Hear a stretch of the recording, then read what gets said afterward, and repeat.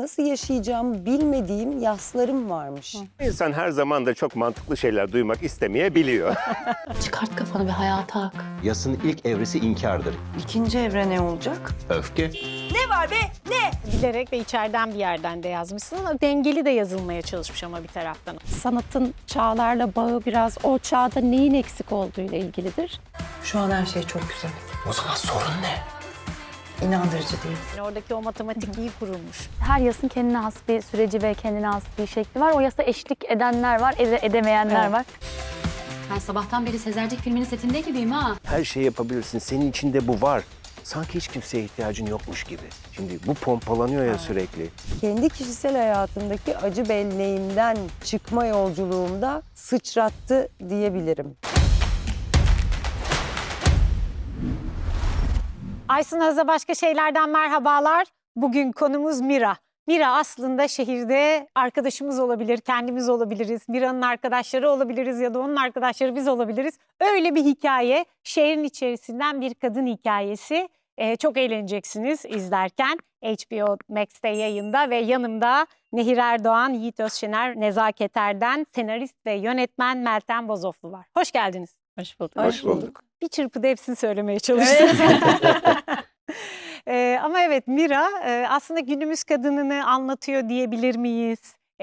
İlişkilerimizi. Ben açıkçası özellikle de Mira'nın jenerasyonundan olduğum için şimdiki jenerasyonla ve tabii ki Yiğit'in de jenerasyonundan olduğum için belki siz bizden genç olabilirsiniz.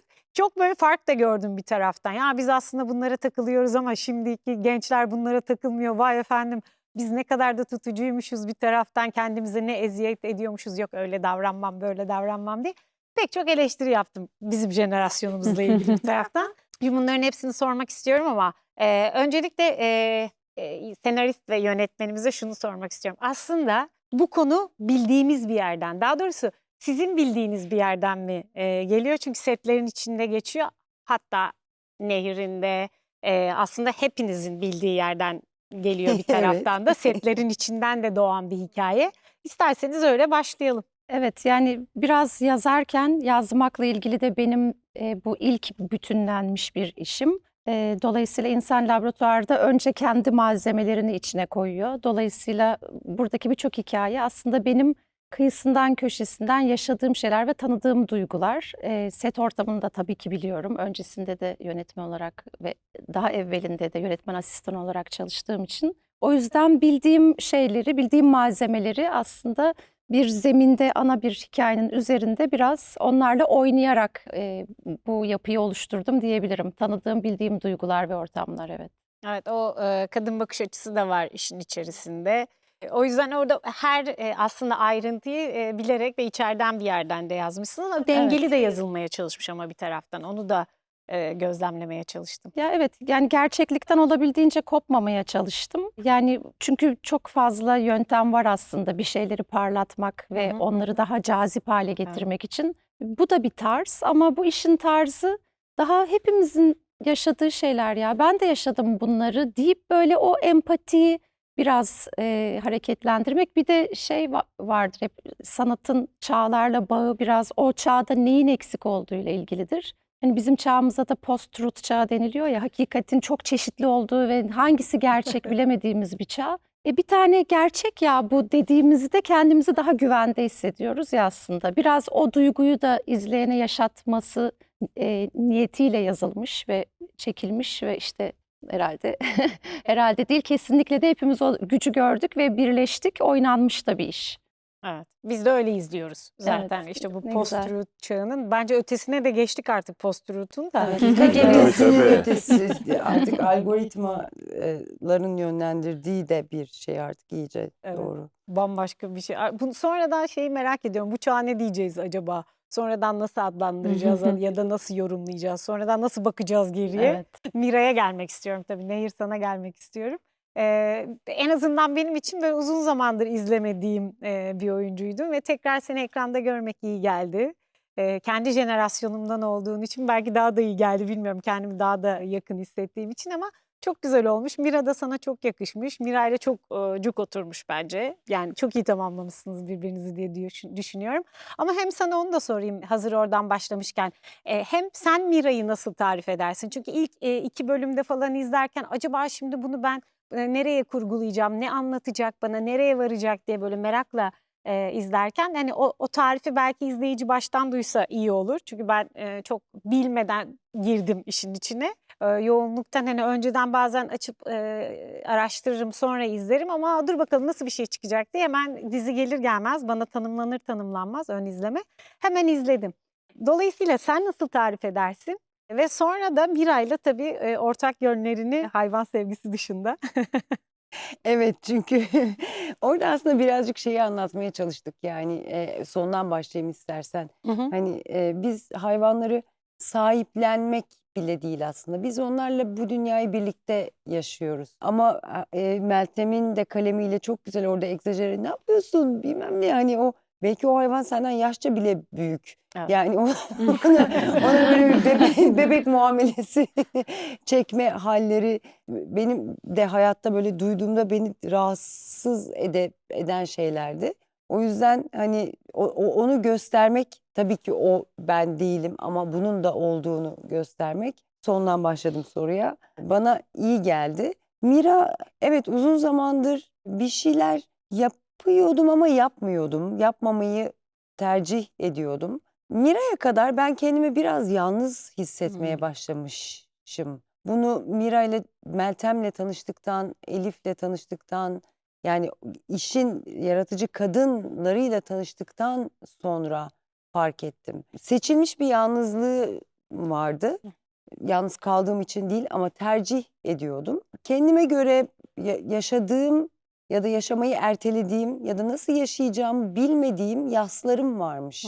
Onların farkında değildim.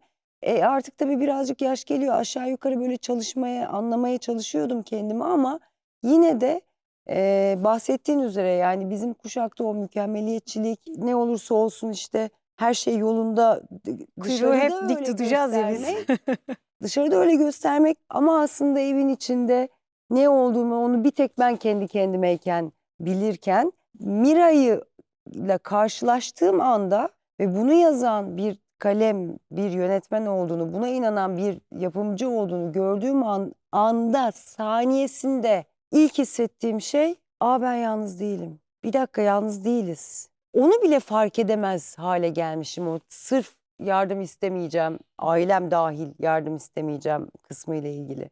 Çünkü yani sadece boşanmakla ilgili değil, kayıplar, hayatta bütün çağımızda olan bitenlerle ilgili aslında birçok yasımız var. Yaşamamıza fırsat tanınmayan çok fazla. Ve dedim ki yani birazcık böyle çekilirken de ortaya çıkmaya başladı ama hep Meltem'e anlatmaya başladım bunu. Ya galiba bu bende acı belleğimle ilgili bir şeyi dönüştürecek.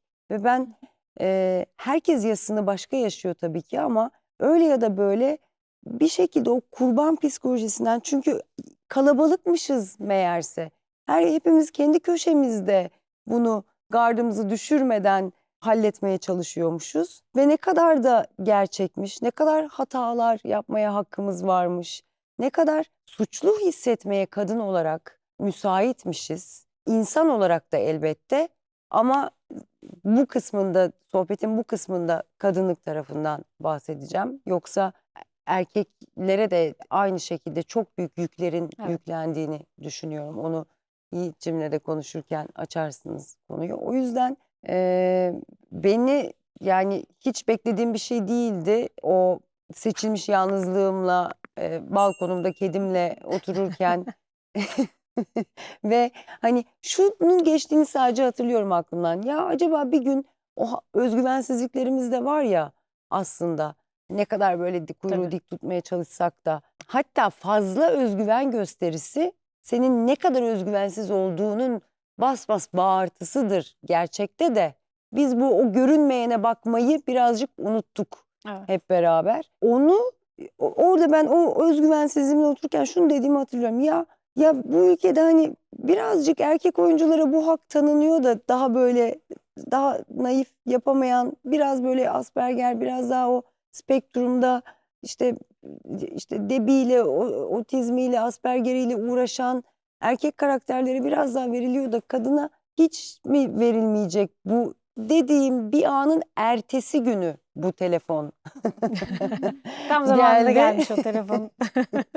Aslında Ve- Mira ile böyle pek çok ortak nokta var. Mira da yas tutan bir kadın ve o Tutan, yasın tutamayan, evreleri, evet, tutamayan, nasıl tabii, tutacağını aynen, bilemeyen. Çok güzel, o yasa da eşlik ediyor bence. İşte en yakın arkadaşı kız kardeşi gibi Evet. neredeyse. Ben kardeş olarak algıladım ama değil mi? Kardeş gibiler. Kardeş değil mi? gibi. Kardeş Büyümüşler. gibiler Hiç ben o aslında. kadar anlamadım bu Öyle arada. mi? Yaş farkı Çocuklarından da var. Çocuklarından beri. büyüyorlar. Ya, Aslında o yüzden kardeş Evet, gibi kardeş gibi algıladım. Evet. burada biz aslında Meltem'in kalemi sayesinde o yaşların da, yeryüzü yaşlarının da bir önemi olmadığını bir taraftan anlatmış Aslında oldu evet. aslında. Ama o nezaketin bir dolaylı yoldan ama doğrudan sonuç itibariyle katkısı oldu. Nezaket okuduğunda ilk senaryo aslında yaşıtlardı. Yani bizim Nezaket'in yaşını biraz daha yüksek göstermemiz gerekiyordu. İzin verirsen anlatayım. Tabii ki. Nezaket dedi ki ben hikayeyi çok sevdim ama bu çok gerçek olduğu için özellikle çok sevdim. Böyle bir şey gerçekçiliği bozabilir belki dedi. Benim daha yaşımın üstünde Hı hı. oynamam. İyi ki de. Evet ve ben Nezaket'le çalışmayı o kadar çok istiyordum ki bir yol bulmalıyım dedim ve sonra dedim ki o zaman ben de yaşı küçülteyim. Sana bir versiyon göndereceğim dedim. Onda yaşı küçülmüş olacak. Hı hı. Onu söyleyince Nezaket de fikirler söyledi. İşte acaba yazlıktan mı arkadaş olsalar? İlk öpüşmesi, ilk işte flörtü, ilk eğitimleri acaba Mira mı ona verse filan. Ben de oturdum bunları tık tık tık hemen değiştirdim. Nezaket okudu ve tamam dedi. Ya aslında müthiş bir katman getirmiş oldu bu revizyon işe. Çünkü biz alışkınız iki tane aynı Yaşıt, yaşta evet, kadının evet. ama arada bu kadar yaş farkı varken hatta o laflar da işte tekste geçiyor. Yani belli bir yaştan sonra yaş farkı kalmıyor diye. Yani mesela iki kadının arkadaşlığına dair belki de çok işlenmemiş bir bakış açısı getirmiş oldu bu. Bence o yaş farkı işte oradaki şeyi komediyi doğuran ya da enteresan tarafları karşılaştırmamızı sağlayan Hı hı, hı yeni hı. jenerasyon ya da hani birkaç jenerasyon öncesi. O karşılaştırma benim hoşuma gitti doğrusu. Hani oradaki o matematik iyi kurulmuş bence. Ayrıca Nezaket'in kattığı hani o elektrik de tabii çok hoş gerçekten. O yüzden o zaman hemen seninle devam edelim Nezaket. Senin için hani hem bu dizinin böyle bir bakış açısı, bir yaz sürecine, onun evrelerine eşlik eden bir çok yakın arkadaşı, kız kardeş derecesinde yakın oynamak. Hem de bu genel olarak tüm bu konuştuğumuz konularla ilgili de yorumunu merak ediyorum. Ya hepimiz bir yasın içinden geçiyoruz ya da geçeceğiz ya da geçmekteyiz. Evet. O yüzden hepimizi bir yerden kapsayan bir hikaye bu. O yasın, her yasın kendine has bir süreci ve kendine has bir şekli var. O yasa eşlik edenler var, edemeyenler Evet. var. Bazen bir yasa eşlik etmek çok zorlayıcı bir şey bence. Orada herkes duramıyor bir Evet, kişinin yanında. Çok kolay değil. Ailesi bile duramıyor bazen. O yüzden böyle arkadaşlıklar çok kıymetli bence. Bazen şeye de gerek yok hani Melis biraz daha gürültülü biri ama her zaman o kadar gürültülü birine de gerek yok. Ya sadece yanımızda birinin durması bile bazen yetiyor. Yani sözlerden ziyade. Ama Melis'in o gürültüsü de biraz Mira'nın Mira'ya iyi geliyor bence. Daha cıvıltılı hali, daha neşeli hali. Şeye izin vermiyor. Yoksa Sürekli bir kamyonda sirkeli. oturacak bütün gün. Evet. Biraz daha onu dışarı çıkaran, biraz daha böyle hani o kapanıp ağlayacağı yerden daha hızlı çıkmasını sağlayan ve onu da yaşamak gerekiyor belki ama yaşıyor zaten. Onu da yaşıyor zaten Mira. Melis biraz daha itici güç gibi. O yüzden o böyle arkadaşlıklar her zaman çok kıymetli. Bazen çünkü o yasın yanında böyle şeyi de istemiyoruz. Arkadaş daha kıymetli oluyor. Ya çok yakınlar, ya aileden birini istemiyoruz mesela. O her halimize eşlik etmekte zorlanıyor Evet. aile bireyleri. Bizi üzgün görmek istemiyorlar ya da işte hatalara belki o kadar kapsayıcı yaklaşamıyorlar o sıradaki hatalara. Daha şöyle olur, böyle yapmalısın, böyle yapmalısın. Melis de zaman zaman belki Mira'yı bazen zorlayabilir ama zorluyor olabilir ama onun daha kapsayıcı hali bence o yası Mira'nın daha rahat atlatabilmesini sağlıyor. Tabii o birinin bir şeyi atlatmasını izlemek de başka bir insana güç veriyor bence. Yanında durmak ve ona eşlik etmek. Karşılıklı bir alışveriş var Karşılıklı bir aslında alışveriş, tüm bu. evet. Bazen çünkü insan yanındakine yardım ederken kendi derdini de çözüyor olabiliyor. Kendi Bir de- derdini de unutabiliyor. Bence o unutmak. Evet. Onu Bir unutmak gün bir için arkadaşım evet. bana şey demişti.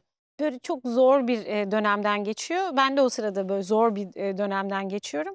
Ya dedim seni çok arayamadım kusura bakma. Çünkü hani o arada ben de çok hani zor bir dönemden geçiyorum. Dedi ki niye beni aramadın? Bana niye buna? Senin zaten derdin başından aşkın. Bir de beni mi dinleyeceksin? Dedi ki bunu bana niye yaşatmadın? Benim sana yardım etme, lüksünü yaşamama, bu duyguyu yaşamama, bu arkadaşlık konusunda tatmin olmama niye izin vermedin? Niye? Belki bana bu iyi gelecekti. Belki sadece bu iyi gelecekti. Hiç öyle düşünmemiştim mesela. Arkadaşlıkta işte sadece hani derdini anlatmak, sadece dert dinlemek değil, işte karşılıklı alışveriş olduğunda bir yere taşınıyor. Ki genelde de anlatmam ama bizim nesilde biraz O bizim var. kuşakta işte nezaket, zariflikle hani şey dedi. Her zaman aileye söyleyemiyorsun dedi ama onlar daha küçük Evet. kuşak. Bizde tamamen Yiğit biraz önce de konuştuk. Gerçekten tam bir böyle hani her şeyin tam olacak, güçlü olacaksın, ayakta duracaksın. O ne demek ağlamak? Hadi bakalım devam.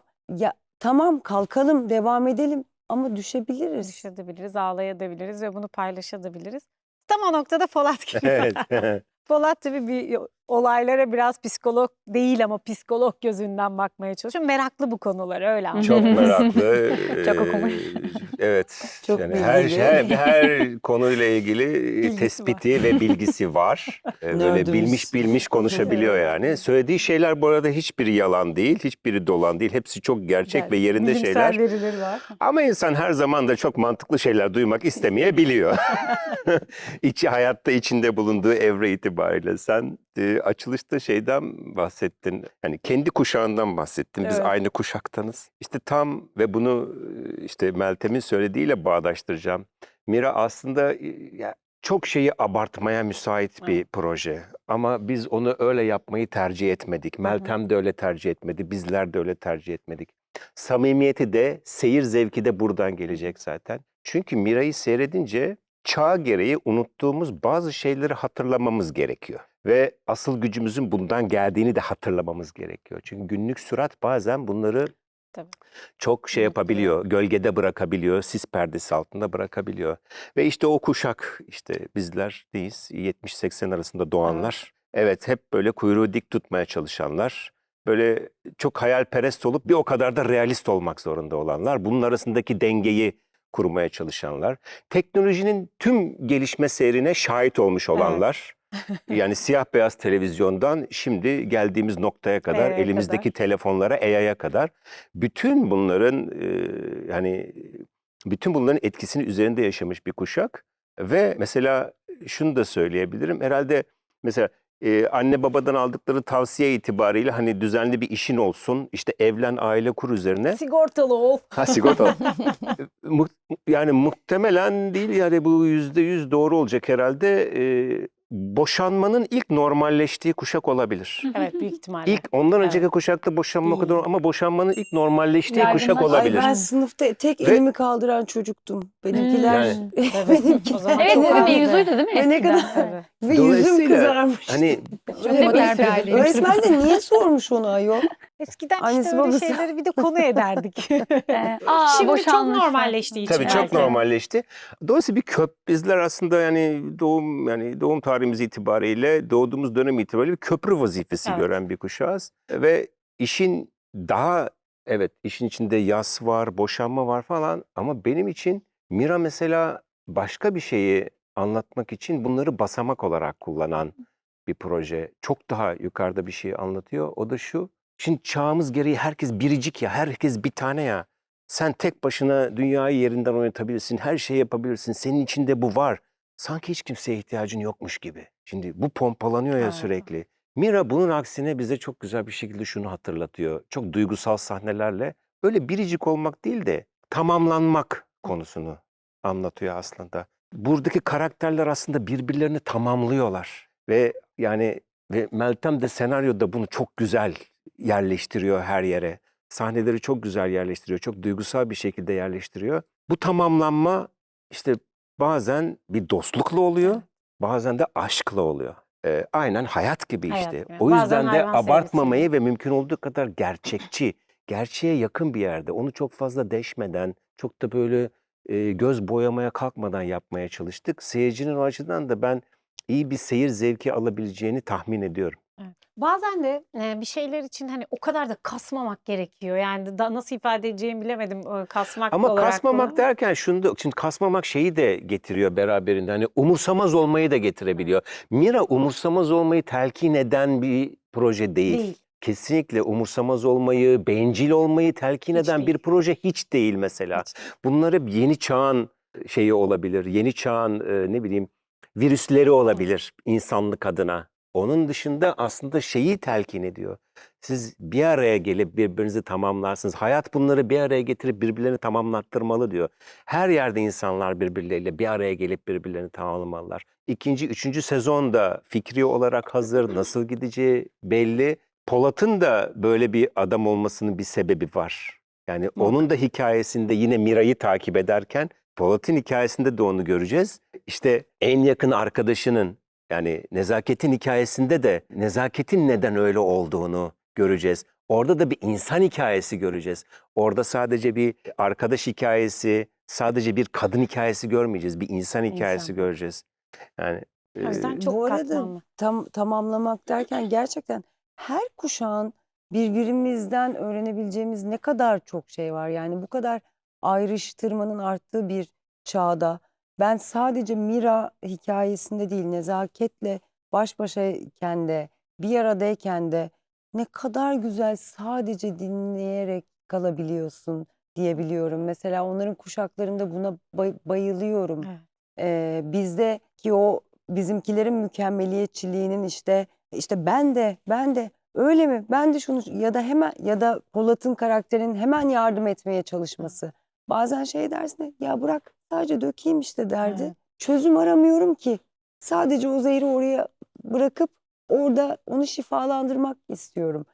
Aynı şekilde sadece bizden küçük olan kuşaklar değil, bizden büyük olanlar da onlar da öyle biliyorlardı. Evet. Yani hayatta benim mesela bir tane çok yaşlı, bir tane orta yaşlı, bir tane orta yaşlı, bir tane benden daha küçük, bir çocuk, bir bebek, birkaç hayvan çemberim olması lazım. Biraz ağaç. Yani bütün bu canlıların hepsiyle aslında tam ve barışık hissedebiliyorum O zaman kendimi. tamamlanabiliyoruz. Ee, Belki de zaten. Evet yani o yüzden bu anlamda ezberleri gerçekten o şablonları birazcık değil çokça aşmış bir iş olduğu için Meltem kalbim teşekkürler yani bütün hepimize çalıştığımız setimizde bu arada 3,5 haftada yetiştirdik 8 bölümü iç içe. Çok iyi. Her birine yani kadın çalışanımızdan centilmen erkeklerimize yani tek tek isimlerini sayarım. Her birini biliyorum, hatırlıyorum ama çok uzun sürer burada. Çok mutlu çalıştık. Ne Evet, güzel. çok güzel bir ekip işi oldu gerçekten. Kamera önü, Zaten o arkası kameraya da olarak da. herhalde yansıyor. Genelde hani bu yorumları aldıktan sonra o izleyiciye de geçtiğini hep şahit oluyoruz ki siz daha çok tecrübe etmişsiniz. Yani ben karşıdan bakan biri olarak onu söylüyorum. Genelde de öyle gelişiyor galiba zaten. Hani şey Evet. geyiği yapmayacağım. Biz bir aile olduk. Biz bir aileyiz geyiği yapmayacağım ama biz gerçekten Yiğit'in de söylediği gibi birbirini iyi tamamlayan bir süreç Yok, yaşadık. o yansıyor gerçekten. Tabii biraz önce şey dedim yani kasıyormuşuz diye. Yani tırnak Hmm. içinde. Sen de onu çok güzel açtın Yiğit. Sağ ol. Ama işte bu 80'lerde çocuk olanlar ilişkiler konusunda ve pek çok konuda her şeyi böyle gurur yapan bir halimiz var ya. Yani her şey Neler gurur yapmışlar. bizde. Oysa hani bırak Aynen. biraz kendi halimize bıraksak kendimizi duygular birazcık hani daha fazla öne mantık biraz geride kalsa belki daha çabuk çözülecekmiş problemler. Ama şimdikilerin de başka problemi var tabii. Her dengenin Tabii. başka sorunları ve çözümleri oluyor. Ama ilişkilerin de değiştiğini görüyoruz. Evet, çok yakın arkadaş ilişkileri de değişiyor ama aşklar da değişiyor. Onu da ilerleyen bölümlerde işte ben 3 bölümü izledim. İlerleyen bölümlerde onu da göreceğiz herhalde. Hani o aşkın şimdiki zamanda hani post-truth ötesi çağda nasıl Hı hı. yaşandığını da onu da görüyoruz. Yani sadece bu ilişkilerle kalmıyor herhalde. Sonra bir aşk da yaşanacak. Bakalım. Evet. Aşkı seviyoruz, illa yaşansın Ya isteriz işin tabii. dostluk boyutu da var, aşk boyutu da Evet, var. Az önce evet. söylediğim gibi. Yani dolayısıyla aslında daha yukarıda bir şey Evet. anlatıyor Mira. Diğer her şey onun anlatılması için bir araca dönüşüyor. Aracı, evet. Evet, Öyle Şimdilik yani, o giriş yüzden çok- kısmında biz bu kadarını Evet. Tabii. Yani anlıyoruz. bütünlenmemiş bir karakter olduğu müddetçe Hı hı. onu bütünlemek için karşısına bir aşık ya da işte bir tırnak içinde belki bir düşman ya da bir dost biri mutlaka bu yolculuğunda ona eşlik edecektir. Dolayısıyla aşk hikayelerin vazgeçilmezi olmaya devam edecek bence. Bir de Mira ile ilgili bir ekstra bir seyir keyfi daha var. Meltem'in işin içine kattığı senaryoda çok güzel bir mizah dozu da var. Hı hı, evet. Mesela o da çok hoşuma gidiyor. O da çok dozunda. Evet. Yani onu da mesela abartabilirdi. Yani projenin her yeri abartmaya çok müsait. O da o kadar dozunda ki o da bence seyirciye ayrı bir keyif verecek. Evet, evet. O zaten o arkadaş ilişkisinin kattığı şey ya da Polat'ın orada ara ara Tabii. girip çıkması o mizahı iyi geliştiriyor. 3.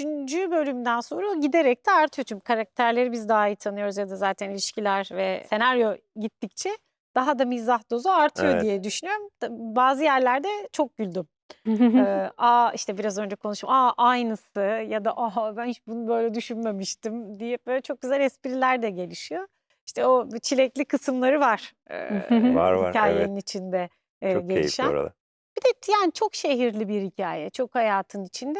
Bir de şey tarafı var. Seyir keyfinin dışında bir de bizi çok yormadan yani Yok, hiç. seyirciyi çok yormadan işte çok yorgun bir günün sonunda açıp izleyebileceğimiz hani böyle çok köye gitmeden ya da işte çok uzaklara gitmeden hani bir töre olmadan falan. Tabii Hani tabii. çünkü öyle İntikam olmadan. intikam töre silah olmadan Öyle bilmiyorum belki silah olmadan. silah hani Ağlamalar işte. Kimseyi Yani- saçından başından Kızından sürümeden. Yani Silah yok ama sette Benim sette değilsen, sopa var. benim değilsen toprağınsındır demeden. Evet, evet. O yüzden böyle yapımlara da Evet. ihtiyaç var. Bir de ben şeyi de görüyorum. Mesela artık böyle sitcom çok çekilmiyor ya. Hani bu biraz Evet. o sitcom Çek- ihtiyacımızı da gideriyor sanki. Hani sitcom değil hani yanlış anlaşılmasın. Ama hani oradaki o sitcomun getirdiği o komediyi, o esprileri ya da oradaki o şehirli hayatı aslında bize taşıyor. Geçen gün konuşmuştuk. Ya eskiden ne kadar güzel sitcomlar Evet. vardı. Böyle oturup bizler gülerdik. Ya keyif alırdık ya da nefes alırdık diye. Bence Mira biraz o ihtiyacı karşılıyor sanki. Evet evet, çok gerçekçi bir şey var. Humoru var. Evet. Çok Gerçekten gerçekçi bir öyle. humoru var. Hiç Evet. karikatürize değil. Değil. Hayatın içinde nasılsa o kadarı var. Bence bu seyirciye iyi gelecek. Evet, kesinlikle. Yazıyorum buraya. Evet. İyi gelecek bence de öyle. Benim bazen şeyde de mesela Yiğit Aşınmada da anlattığın bir dünya var ya aslında Aşınmada anlattığın dünya hani o Bunun tam tersi. evet yani şimdi orada başka bir hani teknolojiyle olan ilişkimizin başka bir boyutu var. Burada O bambaşka. insansızlaşmayla alakalı. Bu çok insani. Çok, Bu çok insanlı.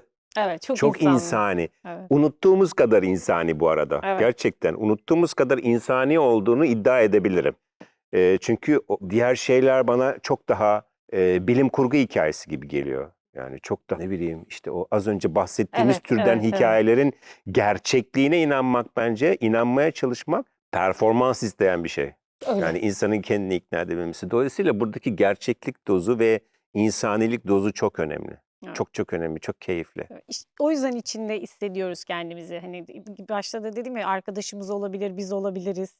Arkadaşımızın arkadaşı olabilir. Oradaki karakterler bize çok yakın karakterler. Bir taraftan da mesela sen Dirmit'i de oynarken o bambaşka bir hikaye ama burada başka bir şey izliyor. Aslında hepsiyle böyle izlerken bir karşılaştırma yaptığım anlar oldu. Bazı noktada ya aslında şurada da şu var da bu da aslında nasıl diyeyim? Köyde yaşayan birinin de yaşayabileceği bir şeyi anlatırken bir noktada birden hani şehirlinin de aynı dertten müzdarip olduğunu da görebiliyoruz. Yani böyle bir sürü şey düşündüm tabii sizleri de izlerken. O zaman şunu da sorayım. Çok konuştuk. Bize çok benziyor hayatın içinde. Ben pek çok ortak nokta buldum ya da hani hiç bana benzemeyen taraflarını da buldum. Kendim işte daha genç jenerasyonlarla kıyasladım. Siz kendinizi tabii siz izleyemediniz kendinizi yönetmen olarak izlerken, yönetmen ve senarist olarak, sizler de oyuncu olarak. Ya ortak noktası, gerçi Nehir çok güzel anlattı o ortak noktaları kendi için ama ortak noktalarınız ya da farklılaştığınız noktalar var mıydı? İlk sezonun sonunda diyeyim en azından. Meltem'i biz izledik çalışırken. Çalıştıkça muhteşemleşen bir insan. Üretmenin bu kadar yakıştığı bir insan. Yani evet güzel insanlar tanıdım ama galiba Meltem başında filan diyebilirim. Yani o 3,5 hafta içinde yetiştirme esnasında hiç kimsenin kalbini kırmadan Yiğit'in bahsettiği o bir yandan hani yasın evrelerini, her karakterin hiçbir şeyini atlamadan, bir yandan Yiğit'in bahsettiği o dozunda komediyi, ki bu oradan kendi tarafıma geçecek olursam benim için bana güvenmiş olmaları, komedi oynamak, hem partnerlerim Nezaket'in özellikle onunla paylaşmak bunu, Meltem'in bu anlamda bana güvenmiş olması beni kendi kişisel hayatımdaki acı belleğimden çıkma yolculuğumda sıçrattı diyebilirim. Mira şifasıyla belki de geldi senin İyileştirmesiyle hayatına. geldi. Evet. öyle Bu bir gerçek. Yani ne kaldıysa son orada orada birazcık artık attım ve çünkü genelde ezberden gidilir. Ama komedi tarafı beni neşeye davet etti ve öznelimde de oldukça iyi geldi. Mira'nın tekrar ayağa kalkması bana da iyi geldi. Bence hepimize iyi gelecek. Böyle hani gülerek izleyeceğimiz, tebessüm ederek izleyeceğimiz, rahat rahat izleyeceğimiz bir yapıma ihtiyacımız vardı bence de. Öyle hissediyorum. Nezaket, sen ne dersin? Ben de şey düşündüm bu soruyla birlikte. Benzerliğimi düşündüm de sanırım bu birine yardım etme refleksi. Bende çok hızlı ortaya çıkıyor. Bazen ama karşıdaki insan istemiyor ya o yardımı. Orada zorlanıyorum biraz. Yani o belki de işe ihtiyacı yok. Evet. Biraz onu dengelemeye çalışıyorum. Biraz Melis'te o huy benziyor, huylarımız o anlamda. Onun kadar böyle çok gürültülü değilim. Daha o kadar yüksek değilim ama bir refleksim var. Birinin yardıma ihtiyacı varsa duramamak. Tez canlılıkla. Evet. Ama bunun biraz bana da bazen kurduğum ilişkilere zarar verdiğini gördüm, deneyimledim yıllar içinde. Biraz onu tutmaya çalışıyorum, böyle yardım istiyor. Hayır. Öyle. İstediğinde Evet, devreye isterse gireceğim. bakarız falan. Evet ya. O empatiyi birazcık sosyopatlara değil de yani gerçekten isteyenlere ya da empati değil ama şefkat biraz bizi koruyacak sınırlar galiba. Ya biz aslında genel olarak ülke olarak biraz öyle bir dengesiz tarafımız var galiba. Yani yardım istemeden yardım Evet etmeye ya, çalışan evet. ama bazen de Ölçüsüz. hiç olmayacak yerde tepkisiz de kalabiliyoruz yani. Hani kişi olarak da toplum olarak da bu refleksi gösteriyoruz. Bazen böyle kal mı geliyor, öyle mi diyorduk? Bir kal gelme durumu da olabiliyor. Bazen de işte gereksiz illa hani duygu geliştiriyoruz. Dolayısıyla o aslında insanın kendi ihtiyacından Evet. dolayı oluyor. hı. Karşı tarafla alakalı Hiç. değil o. Doğru. İnsan kendi yani Yardım istiyor belki de. belki kendisi yardım istiyor. Evet. Aslında sizinle de ilk tanışmaya, biz ilk kez röportaj yapıyoruz ama hani böyle bir yapımla seyirciyle de ilk kez senaryo, yönetmenlikle bu konseptte bir yapımla ilk kez buluşuyorsunuz. O yüzden onun heyecanı da ayrıdır diye Evet. düşünüyorum. Evet. Yani daha önce uzun zamandır yönetmenlik yapıyorum ama ilk kez yazdığım bir Evet. şeyi çektim ve yani ilk sahne oynanırken, ilk sahne işte Yiğit ve Nehir vardı. Yani böyle bir boşluğa düştüm bir an. Çok tuhaftı.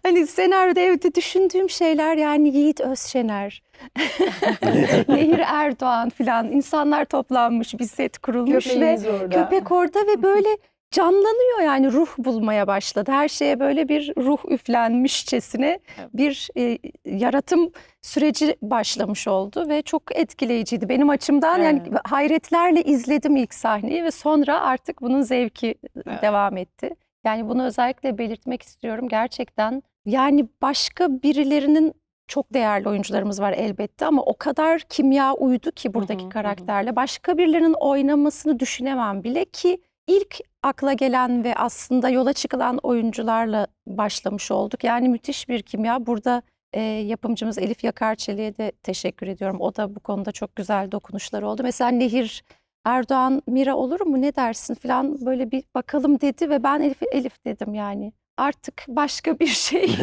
konuşma şansımız kalmadı. Ya, o kadar Evet. doğru bir isim gösterdin ki, yani Mira, yani başka Nehir biri nerede ki o, ne olamaz. yapıyor ki demiş. Evet. Ben çünkü gidip dururum ya. Sanki ona yazmışımcasına Evet. toplandık ve böyle bir yemek yedik. Ben böyle Instagram'ın işe Mira'yı yaradığı izliyorum. bir şey, yani hiç işe yaramazdı benim Instagram. Evet. Çok Ama çok Çünkü ay yani ay Meltem başka bir kalp merhamet. Sadece teknik yönetmen sinema bilgisi retoriği değil insan haliyle zaten belki de bütün bu şey oluştu. O yüzden Hepimizin enerjisiyle. Yok, çok güzel bir enerji Evet. olmuş. Ben dediğim gibi yani Mira da sana cuk diye oturmuş. Melis de öyle. Zaten Polat'ı başka birini düşünemiyorduk. O bilmiş insan kim Bilmiyorum, olabilir? soralım düşünüyorlar mı? Mümkün değil. Bir de şöyle bir tarafı da var. Ne kadar çok kadın yönetmen ve kadın senarist görürsem o kadar çok mutlu oluyorum. Çünkü bu hikayelerin o taraftan da anlatılması gerekiyor. Genelde bu cümleyi kuruyorum ama seksist bir yerden bakarak bunu söylemiyorum. Ama neticede bir erkek yönetmenin bakış açısı ya da kadın yönetmenin bakış açısı, erkek oyuncu, kadın oyuncu ya ister istemez farklılıklar var. Çünkü farklı hayatlar yaşıyoruz, farklı dinamiklerin içinde yaşıyoruz. Ne kadar insan yani çok pozitif ya da negatif nereden bakarsak bakalım cinsiyetsiz bir yerden bakmaya çalışsak da o kadar mümkün olmuyor. O yüzden de ne kadar kadın senaryo ki iyi senaryo çok az bulunuyor. Yani ne kadar çok kadın senaryo yazarsa o kadar da yazdıkça da güzelleşir onlar. O yüzden çok mutluyum sizinle tanıştığım için. Bu proje için de tebrik ederim. Yolunuz da açık olsun, önünüz açık olsun. Daha nice senaryolarınız ve yönetmenliğiniz olsun. O Yapacak. yüzden İnşallah. ben Evet. eminim Yapacak, bu çok iyi bir yapacak. başlangıç Evet. olmuş. Ama tabii Elinize bu bir sağlık. güç birliği ya. Tabii Yani yine o ki, yüzden tabii ki. burada mesela yapımcımız Necati Akpınar'ı da adını geçirip ona da teşekkür etmek istiyorum. Çünkü başta konuştuğumuz gibi çok provokatif şeyler yapılabilecek işlerin Hı hı. çok karşılık bulduğu bir dünyada böyle naif bir işe onun Evet. da inanmış olması. Hayata geçirmek Yani o kadar Evet. kolay değil. evet, Muhakkak. yani güçlerimizi birleştirdiğimiz için bunlar oluyor. O yüzden ve çok onun evet. Meltem'e güveni, sevgisi ve bize bu bahçeyi açmasıyla O Necati yüzden abiye de evet. BKM'ye de teşekkür ediyoruz. HBO'ya da teşekkür ediyoruz. Evet, onlara Böyle da. alternatif diyeceğim çünkü az yapılıyor artık bu tip işler. İzlerken böyle tatlı tatlı izleyebileceğimiz, bizi birazcık böyle dünyanın bu halinden uzaklaştırıp gülümsetebilecek ama bizi bize de anlatan yapımlar olsun istiyoruz. O yüzden çok teşekkürler. Ellerinize sağlık. Sağ olun. Yolu Çok açık olsun, teşekkürler. izleyicisi bol olsun. Çok sağ olun. Çok teşekkürler. Sağ olun Sağ olun. davetiniz. Evet, bu hafta Mira'yı konuştuk. Beğenmeyi, yorum yapmayı diyeceğim ama Mira'yı izleyin önce. Güzel bir yapım olmuş. Keyif alacaksınız, güleceksiniz. Kendinizden de arkadaşlarınızdan da çok şey bulacaksınız. Evet, beğenmeyi, yorum yapmayı, abone olmayı unutmayın. Haftaya görüşmek üzere.